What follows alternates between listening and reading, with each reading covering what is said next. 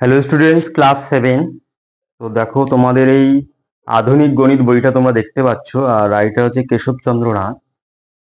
তো এই বইয়ের ভিডিও করা আমি স্টার্ট করে দিয়েছি। তো আজকে তোমাদের বীজগাণিতিক সূত্রাবলী আর হচ্ছে প্রশ্নমালা 3.1 এর হচ্ছে ভিডিও নাম্বার 14 স্টার্ট হবে। তো এর আগের ভিডিও তোমরা অবশ্যই দেখেছো। তো সেই কনসেপশন অনুসারে আমি এই অঙ্কটা করছি। আর এই চ্যানেলে যদি তোমরা নতুন হও তাহলে এই চ্যানেলটাকে অবশ্যই সাবস্ক্রাইব করে রাখবে এবং পাশে থাকা অল নোটিফিকেশন অন করে রাখবে, যেন পরের ভিডিও আপলোড করার সাথে সাথে যেন তোমরা পেয়ে যাও। ঠিক আছে? তো আমি তোমাদের আছে টার্গেট নিয়েছি পুরো এই যে কেসি নাগের বইটা পুরোটাই একদম একটা ভিডিও তৈরি করবে। ঠিক আছে? তাহলে কি হবে যে ইউটিউবের মাধ্যমে তোমরা হচ্ছে এই বইটার অঙ্ক একদম সুন্দর করে শিখতে পারবে। আর এই যে হচ্ছে কেসি নাগের বইটা এমন একটা বই, এই বইয়ের অঙ্ক তুমি যদি একদম শিখতে পারো তাহলে অঙ্কের বেসিক একদম স্ট্রং হয়ে যাবে।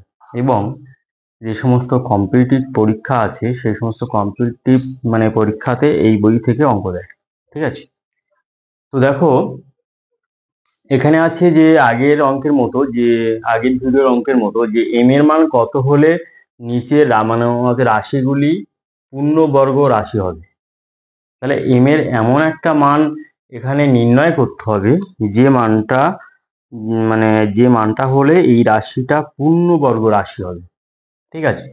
তাহলে আমরা কি করব, প্রথম টার্গেট হচ্ছে যে আমাদের এই অঙ্কটাকে পূর্ণ বর্গাকারে পরিণত করতে হবে। তাহলে দেখা যাক যে আমরা কোন পার্টটা পূর্ণ বর্গাকারে লিখতে পারছি।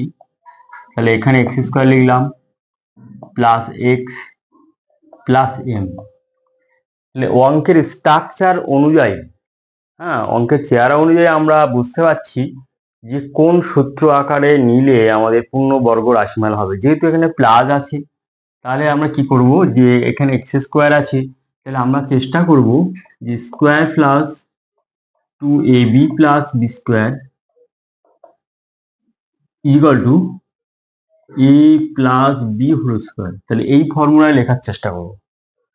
তাহলে এখানে মনে মনে আমরা ধরলাম যে এক্সটাকে এ ধরলাম, এক্স স্কোয়ার প্লাস 2 × এ মানে এক্স, বি এর মান এমন একটা মান লিখব যেন ক্যালকুলেশন করলে এক্স রাশিটা যেন আমরা পাই। তাহলে বি এর মান নির্ণয় করতে গেলে এই এক্স কে 2x দিয়ে ভাগ করতে হবে। তার মানে X divided by 2x, X X কাটা সমান 1/2।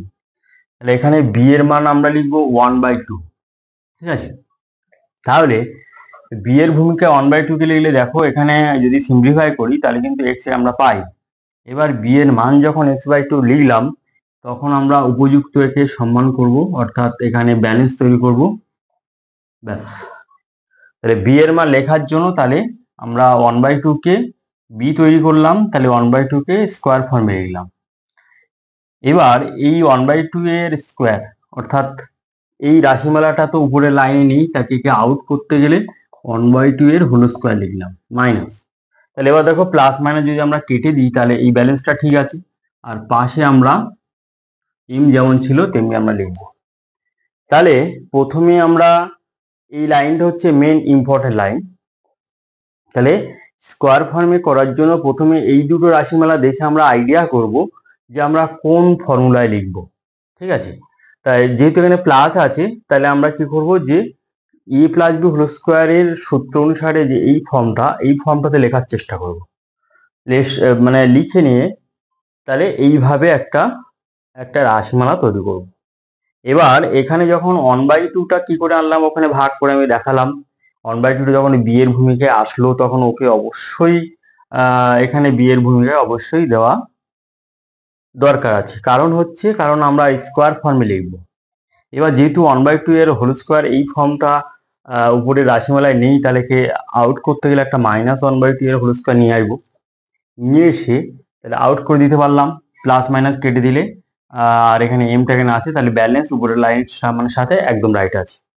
এইবার আমরা এখান থেকে নিয়ে এই লাইন পর্যন্ত আমরা এটাকে শর্ট ফর্ম লিখতে পারি এক্স প্লাস 1/2 এর হোল স্কোয়ার, আর -1/2 এর হোল স্কোয়ারকে আমরা লিখবো 1/4 প্লাস এম। তাহলে আমরা পূর্ণবর্গাকারে লিখতে পাচ্ছি শুধুমাত্র এইটুকু পার্ট, আর এইটুকু পার্টকে আমরা পাচ্ছি না, অর্থাৎ এইটুকু পার্টকে আমরা পাচ্ছি না মানে এবার পূর্ণবর্গাকারে লিখতে গেলে এবার দেখো এইটুকু পার্ট যদি না থাকতো তাহলে পুরো রাশিমালাটাকে আমরা স্কোয়ার ফর্মে লিখতে পারতাম। তাহলে না না থাকতো মানে যদি শূন্য হতো। তাহলে এবার লিখবো যে প্রদত্ত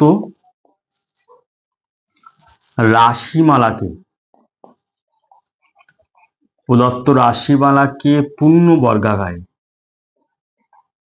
পূর্ণবর্গাকারে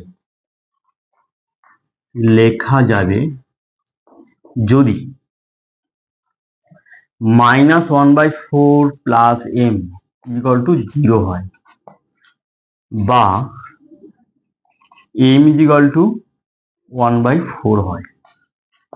তাহলে ইহাই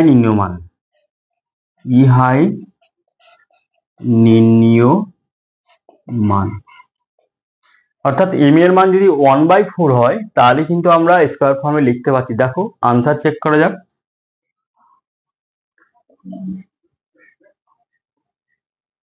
তাহলে x square plus x plus m এর মান আমরা হচ্ছি 1/4।